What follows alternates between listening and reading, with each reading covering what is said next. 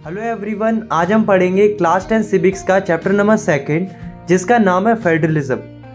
इस चैप्टर में हम फेडरलिज्म के बारे में पढ़ेंगे कि फेडरलिज्म क्या होता है, क्या हमारी कंट्री एक फेडरल कंट्री है, अगर हाँ तो ऐसी कौन कौन सी चीज़ें हैं जो हमारी कंट्री को एक फेडरल कंट्री बनाती है, और आखिर ये फेडरल सिस्टम काम कैसे करता है, और साथ में हम डिसेंट्रलाइजेशन के बारे में भी जानेंगे। हम इस चैप्टर के सभी टॉपिक्स को विजुअल्स और एनिमेशन की मदद से बहुत ही अच्छे से समझेंगे। तो चलिए स्टार्ट करते हैं।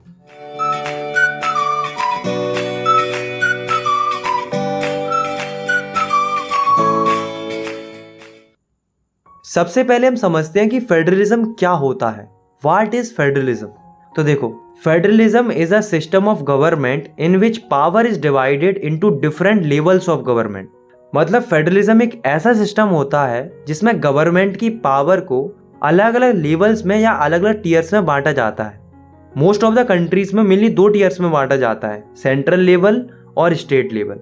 बट हमारी जो इंडिया है वो आपको पता है एक बड़ी और डाइवर्सिफाइड कंट्री है, इसलिए उसे अच्छे से चलाने के लिए एक 3rd लेवल भी बनाया गया है, लोकल लेवल, जो कि इंडिया में देखने को मिलता है। तो ये जो vertical form of power sharing होती है सेंट्रल अथॉरिटी और स्टेट्स के बीच में और कहीं कहीं लोकल लेवल पर, इसी को बोला जाता है फेडरलिज्म।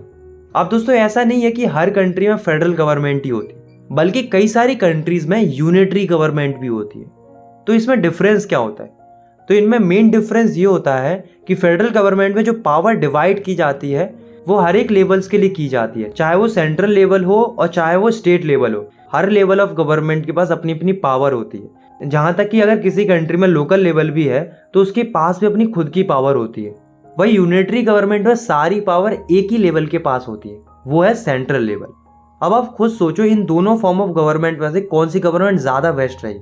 वो वाली जिसमें पावर अलग अलग लेवल्स में बटी हुई है, या फिर वो वाली जिसमें पावर एक ही लेवल के पास है? तो ऑब्वियसली फेडरल गवर्नमेंट ज़्यादा बेस्ट रहेगी, क्योंकि हमने पिछले चैप्टर में पढ़ा था कि जिस कंट्री में जितनी ज़्यादा पावर शेयरिंग होती है उस कंट्री की गवर्नमेंट लॉन्ग टर्म में उतनी अच्छी परफॉर्म करती है। तो इस हिसाब से फेडरल गवर्नमेंट ज़्यादा अच्छा ऑप्शन है as compare to unitary government. Federal government के अच्छे एग्जाम्पल्स हैं इंडिया एंड यूएसए, और यूनिटरी गवर्नमेंट के अच्छे एग्जाम्पल है फ्रांस एंड इंग्लैंड। अब हम समझते हैं फीचर्स ऑफ फेडरलिज्म, मतलब फेडरलिज्म की क्या क्या खूबियां होती हैं। तो फर्स्ट फीचर है देयर आर 2 और मोर लेवल ऑफ गवर्नमेंट। मतलब फेडरलिज्म में गवर्नमेंट के 2 या 2 से ज्यादा लेवल होते हैं या टीयर होते हैं, ठीक है। दूसरा फीचर है डिफरेंट लेवल और tier of the government govern the same citizens but each level have its own jurisdiction.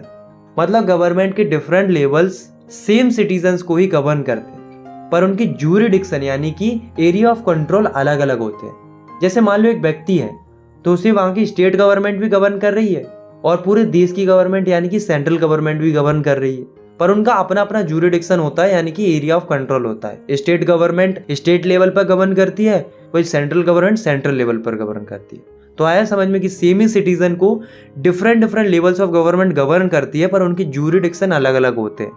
तीसरा फीचर है the jurisdiction of the respective levels और tiers of government are specified in the constitution.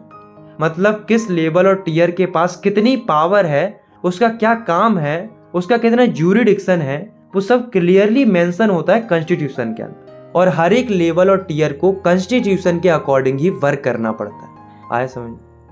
Fourth feature है provisions of the constitution can not be change by one level of government, such changes require the consent of both levels.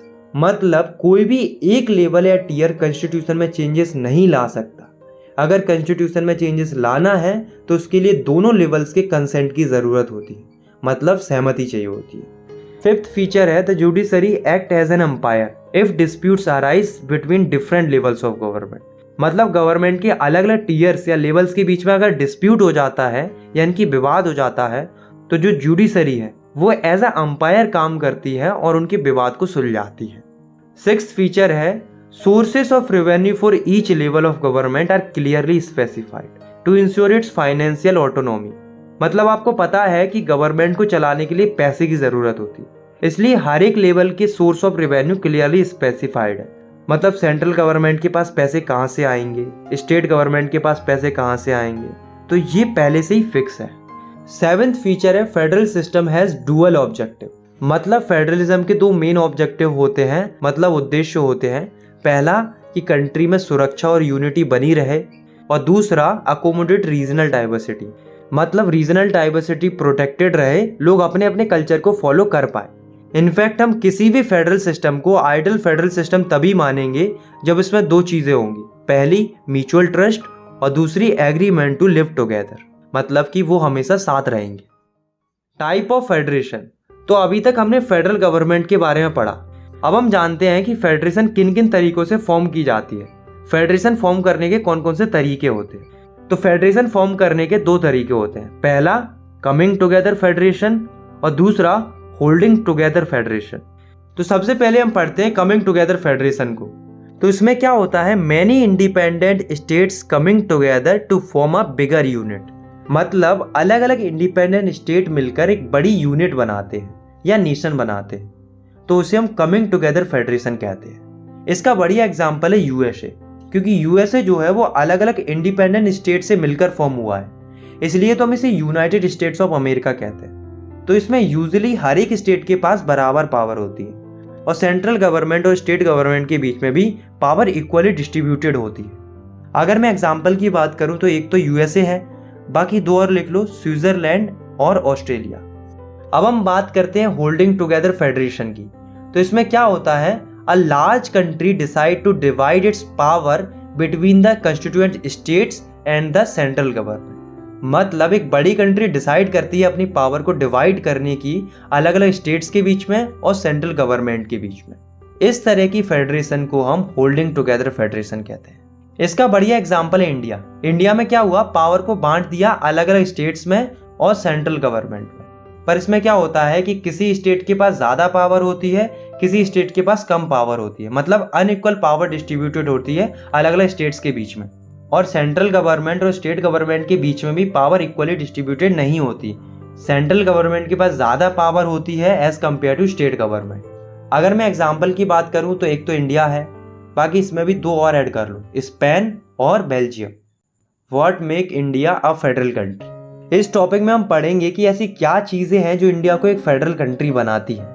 हमें no doubt ये पता है कि India एक federal country है, लेकिन हमें ये प्रूव करना, हमें ये बताना है कि ऐसी क्या चीजें हैं जो इंडिया को एक फेडरल कंट्री बनाती हैं। तो चलिए जानते हैं। तो शुरुआत में जब हमारा कॉन्स्टिट्यूशन पहली बार बनके तैयार हुआ था, तो इसमें केवल गवर्नमेंट के दो ही टीयर के बारे में बताया गया था, सेंट्रल गवर्नमेंट और स्टेट गवर्नमेंट। तो इसका मतलब ये है कि इनिशियली कॉन्स्टिट्यूशन के हिसाब से इंडिया में गवर्नमेंट के दो ही टीयर थे, सेंट्रल गवर्नमेंट और स्टेट गवर्नमेंट।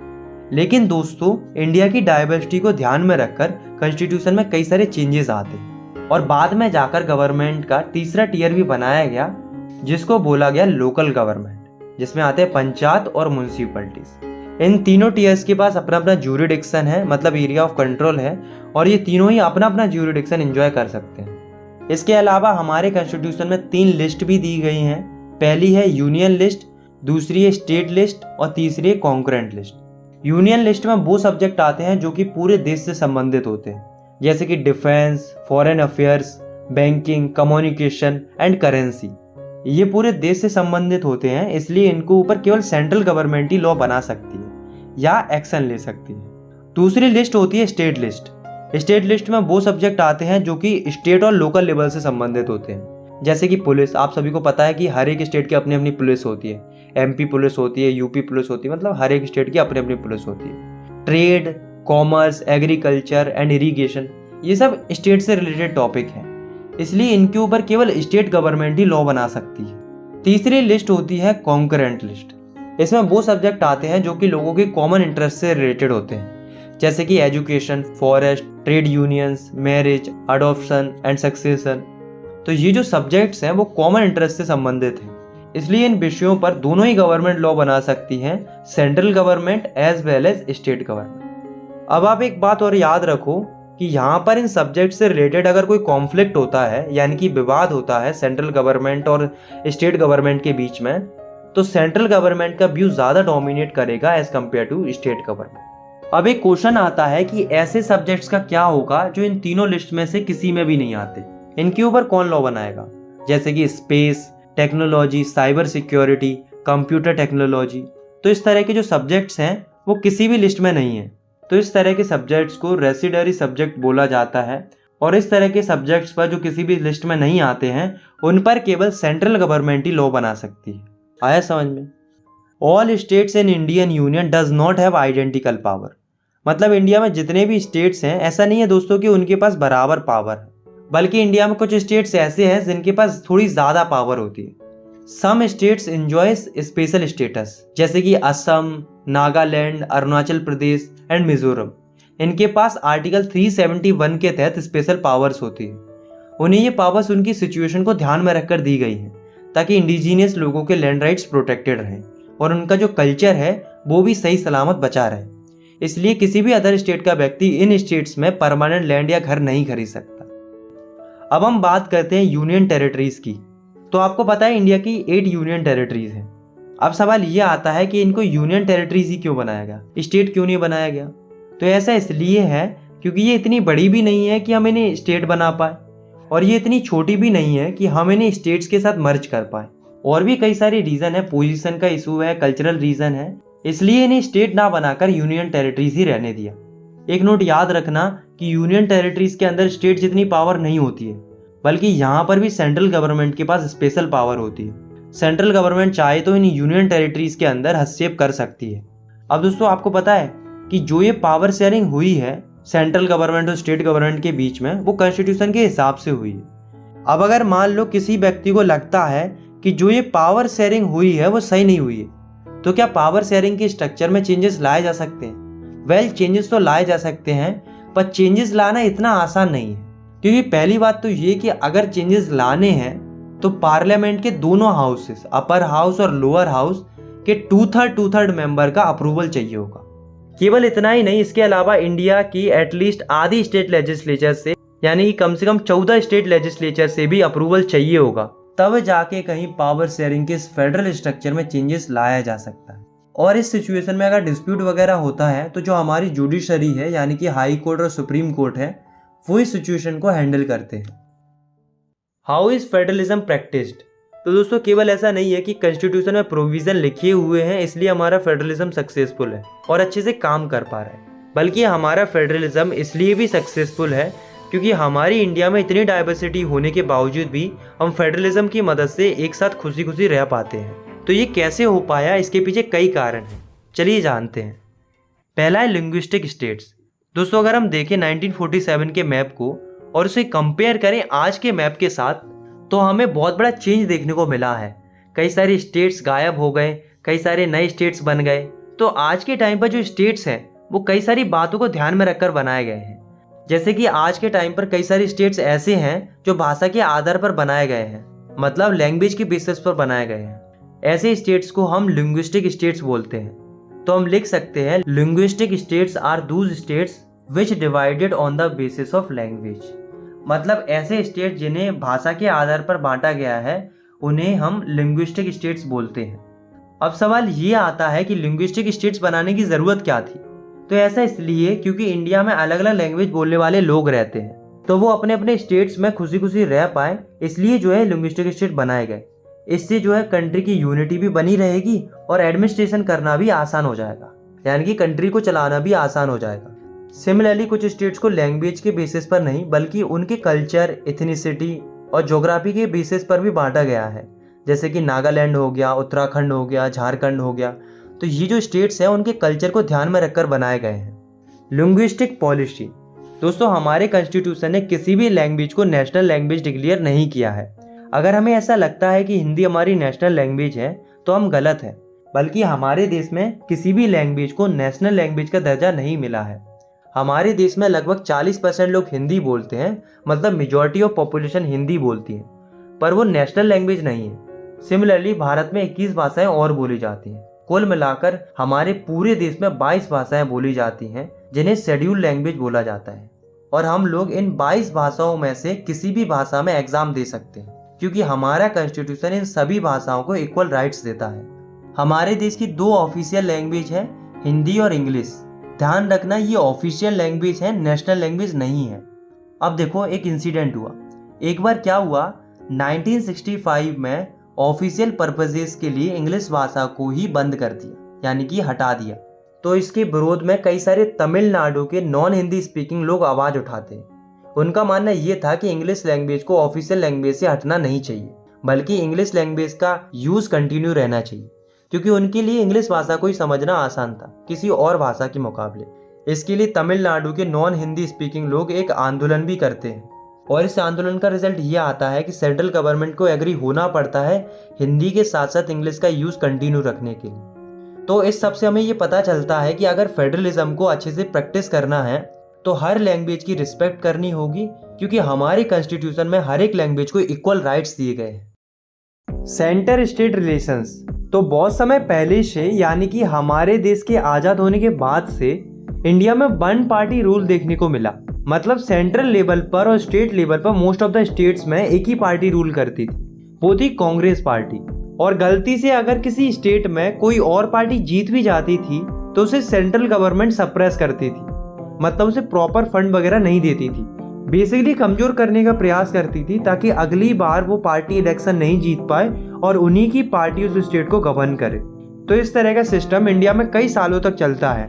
बट फिर 1990 में क्या होता है, कोलिशन गवर्नमेंट का कंसेप्ट आता है, क्योंकि 1990 में किसी भी एक पार्टी को क्लियर मेजॉरिटी नहीं मिली थी, इसलिए अलग अलग पार्टीज मिलकर कोलिशन गवर्नमेंट फॉर्म करती है मेजॉरिटी के कट ऑफ को क्रॉस करने के लिए और सेंटर पर अपनी गवर्नमेंट फॉर्म करने के लिए। तो इस तरीके से जब कोलिशन गवर्नमेंट का सिस्टम शुरू हुआ तो सेंट्रल गवर्नमेंट और स्टेट गवर्नमेंट के बीच में रिलेशंस अपने आप अच्छे होते गए, क्योंकि सेंट्रल गवर्नमेंट को एक डर हमेशा रहेगा कि अगर उन्होंने किसी स्टेट की रूलिंग पार्टी को सप्रेस करने का या उसे डिसमिस करने का प्रयास किया या अपने रिलेशन खराब किए, तो अगली बार जब कोलिशन फॉर्म करने की नौबत आएगी तब वो रूलिंग पार्टी उन्हें अपना सपोर्ट नहीं देगी। तो इस डर के कारण सेंट्रल गवर्नमेंट को स्टेट गवर्नमेंट की वैल्यू समझ में आने लगी और सेंटर और स्टेट के बीच में रिलेशंस अपने आप बेहतर होते चले गए। और फेडरलिज्म भी यही कहता है कि अगर किसी कंट्री में सेंटर और स्टेट गवर्नमेंट के बीच में रिलेशंस अच्छे नहीं है तो उसे हम आइडियल फेडरलिज्म नहीं मानते। आइडियल फेडरलिज्म मतलब अच्छा फेडरलिज्म हम उसी को मानते हैं जिसमें सेंटर और स्टेट के बीच में अच्छे रिलेशंस होते हैं। डिसेंट्रलाइजेशन ऑफ इंडिया, ये इस चैप्टर का लास्ट टॉपिक है।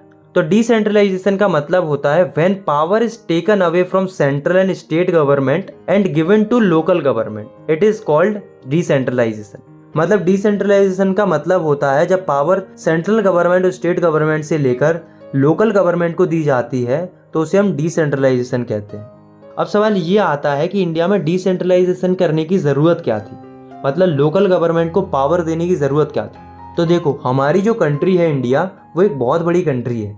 तो इतनी बड़ी कंट्री में एक छोटे से एरिया में क्या प्रॉब्लम है, वहाँ पर कौन कौन से इशूज़ हैं, उन्हें केवल लोकल लेवल ही अच्छे से समझ सकता है और उन्हें सेटल कर सकता है, क्योंकि लोकल गवर्नमेंट को ही बेटर अंडरस्टैंडिंग होती है किसी भी लोकल एरिया की और उसमें चल रही समस्याओं की। इसलिए जो है डिसेंट्रलाइजेशन का कंसेप्ट इंट्रोड्यूस किया गया और लोकल गवर्नमेंट को भी पावर दी गई। पर दोस्तों, कहने के लिए डिसेंट्रलाइजेशन हो गया था, मतलब कहने के लिए पावर दे दी गई थी, पर एक्चुअल में लोकल लेवल के पास सही से पावर नहीं आई थी। मतलब डिसेंट्रलाइजेशन उतना इफेक्टिव नहीं हुआ था। लेकिन फिर क्या होता है, 1992 में डिसेंट्रलाइजेशन से संबंधित कई सारे स्टेप लिए जाते हैं। क्या स्टेप लिए जाते हैं? पहला, लोकल लेवल पर इलेक्शन को रेगुलरली हेल्ड करना कॉन्स्टिट्यूशनली मैंडेटरी कर दिया जाता है। मतलब पहले इलेक्शन तो होते थे पर वो रेगुलर बेसिस पर नहीं होते थे, लेकिन अब जो है इलेक्शंस को मैंडेटरी कर दिया गया लोकल लेवल पर। दूसरा स्टेप लिया जाता है बैकवर्ड क्लासेस के लिए, मतलब जो बैकवर्ड क्लासेस होती हैं जैसे कि SC, ST और OBC, उनके लिए सीटें रिजर्व कर दी जाती हैं। तीसरा स्टेप लिया जाता है महिलाओं के लिए, मतलब जो महिलाएं थीं उनके लिए भी 1/3 सीट रिजर्व कर दी जाती है। फोर्थ स्टेप लिया जाता है कि इंडिपेंडेंट कमीशन बनाया जाता है, यानी कि स्टेट इलेक्शन कमीशन बनाया जाता है, जिसका काम था लोकल लेवल के यानी कि पंचायत और म्युनिसिपल के इलेक्शन को कंडक्ट करवाना। फिफ्थ स्टेप लिया जाता है, ये मैंडेटरी कर दिया जाता है कि जो स्टेट गवर्नमेंट है वो लोकल गवर्नमेंट के साथ पावर तो शेयर करेगी ही करेगी, पर उसके साथ साथ रेवेन्यू भी शेयर करेगी। तो ये जो स्टेप लिए गए डिसेंट्रलाइजेशन के लिए, उससे पता है क्या हुआ, जो थर्ड टियर था इंडियन डेमोक्रेसी का वो काफ़ी पावरफुल हो गया और इफेक्टिव हो गया। अब हम पढ़ते हैं कि जो लोकल गवर्नमेंट होती है वो कितने टाइप की होती है। तो लोकल गवर्नमेंट 2 टाइप की होती है। पहली, रूरल लोकल गवर्नमेंट, जो कि गाँव में होती है, जिसको पंचायती राज भी बोला जाता है। और दूसरी होती है अर्बन लोकल गवर्नमेंट, जो कि शहरों में होती है, जिसे म्यूनिसिपैलिटीज बोला जाता है। तो सबसे पहले हम बात करते हैं रूरल लोकल गवर्नमेंट की, यानी कि पंचायती राज की। तो जो अलग अलग गांव होते हैं उनमें होती है ग्राम पंचायत। ग्राम पंचायत एक अकेले गांव की भी होती है या फिर 2-3 छोटे छोटे गांव की भी एक ही ग्राम पंचायत बना दी जाती है। तो जो ये ग्राम पंचायत होती है उसमें कई सारे वार्ड मेंबर्स को इलेक्ट किया जाता है और एक सरपंच को इलेक्ट किया जाता है। सरपंच जो होता है वो हेड होता है पूरी ग्राम पंचायत का, और उस ग्राम पंचायत में जितनी भी गांव हैं, सरपंच उन सभी गांवों के लिए डिसीजन लेने की पावर रखता है। तो समझ में आया कि ग्राम पंचायत क्या होती है। तो ऐसे ही अलग अलग ग्राम पंचायत से मिलकर बनती है एक पंचायत समिति, जिसे ब्लॉक समिति और मंडल समिति भी बोला जाता है। और ऐसे ही अलग अलग पंचायत समिति से मिलकर बनता है एक जिला परिषद। जिला परिषद जो कि सबसे ऊपर होता है। तो अगर हम पंचायती राज का एक स्ट्रक्चर बनाएं तो वो कुछ इस तरीके से दिखेगा। सबसे नीचे आती है ग्राम पंचायत, जो कि विलेज लेवल पर होती है, जिसका हेड होता है सरपंच। उससे ऊपर आती है पंचायत समिति, जो कि ब्लॉक लेवल पर होती है, और सबसे ऊपर आता है जिला परिषद, इसका हेड होता है जिला परिषद चेयरपर्सन। तो ये तो बात हुई रूरल एरिया की। अब हम बात करते हैं अर्बन एरिया की, यानी कि अर्बन लोकल गवर्नमेंट की। तो जो बड़ी बड़ी सिटीज होती हैं उनमें होती है म्युनिसिपल कॉरपोरेशन, और जो टाउन होते हैं यानी कि जो कस्बे या छोटे छोटे शहर होते हैं उनमें होती है म्युनिसिपैलिटीज। म्युनिसिपल कॉरपोरेशन का जो पॉलिटिकल हेड होता है उसे हम कहते हैं मेयर, और म्युनिसिपैलिटीज का जो पॉलिटिकल हेड होता है उसे हम कहते हैं म्युनिसिपैलिटी चेयरपर्सन। तो यहाँ तक हमने लोकल गवर्नमेंट के स्ट्रक्चर के बारे में बहुत अच्छे से पढ़ा। तो यहाँ से हमें एक बात तो क्लियर हो गई कि जो ये डिसेंट्रलाइजेशन का स्टेप लिया गया था वो एक बहुत बड़ा डिसीजन था और एक अच्छा डिसीजन था, क्योंकि डिसेंट्रलाइजेशन की मदद से आम लोगों की आवाज़ गवर्नमेंट तक ज़्यादा बेहतर तरीके से पहुंच पाई। इसके अलावा महिलाओं को भी रिप्रेजेंटेशन मिला। इनफैक्ट टोटली अगर हम देखें, मतलब महिलाओं और पुरुष दोनों को मिलाकर, तो हमारी इंडिया में लगभग 36 लाख इलेक्टेड रिप्रेजेंटेटिव हैं लोकल लेवल पर। ये नंबर कई कंट्रीज की पॉपुलेशन से भी ज़्यादा है। डिसेंट्रलाइजेशन की मदद से इंडियन डेमोक्रेसी और ज़्यादा डीपन हो जाती है, यानी कि गहरी हो जाती है, या हम कह सकते हैं और ज़्यादा मजबूत हो जाती है। तो लोकल गवर्नमेंट को बनाना एक बहुत बड़ा एक्सपेरिमेंट है डेमोक्रेसी का, जो कि एक सक्सेसफुल एक्सपेरिमेंट है। तो ये तो बात हुई डिसेंट्रलाइजेशन के मेरिट्स के बारे में, मतलब डिसेंट्रलाइजेशन की अच्छाइयों के बारे में। पर दोस्तों, डिसेंट्रलाइजेशन में कुछ कमियां बाकी हैं, जैसे कि ग्राम सभा के इलेक्शन अभी भी रेगुलरली हेल्ड नहीं होते। कई सारी स्टेट गवर्नमेंट ने अभी भी उतनी पावर ट्रांसफ़र नहीं की है लोकल गवर्नमेंट को जितनी उसे ज़रूरत है। पर कोई बात नहीं, इन कमियों के बावजूद भी हमारी इंडिया का फेडरल सिस्टम कई सारी फेडरल कंट्रीज से बेहतर है, और हम भी यही आशा करते हैं कि समय के साथ साथ हमारी इंडिया का फेडरल सिस्टम भी और भी ज़्यादा बेहतरीन होता जाएगा। आई होप आपको ये वीडियो पसंद आई होगी। अगर आपको ये वीडियो पसंद आई तो आप इस वीडियो को लाइक कर सकते हो, चैनल को सब्सक्राइब कर सकते हो ऐसे ही क्लास 10th की वीडियोस आगे देखने के लिए। बाकी मिलते हैं नेक्स्ट वीडियो में, तब तक के लिए टेक केयर, बाय बाय।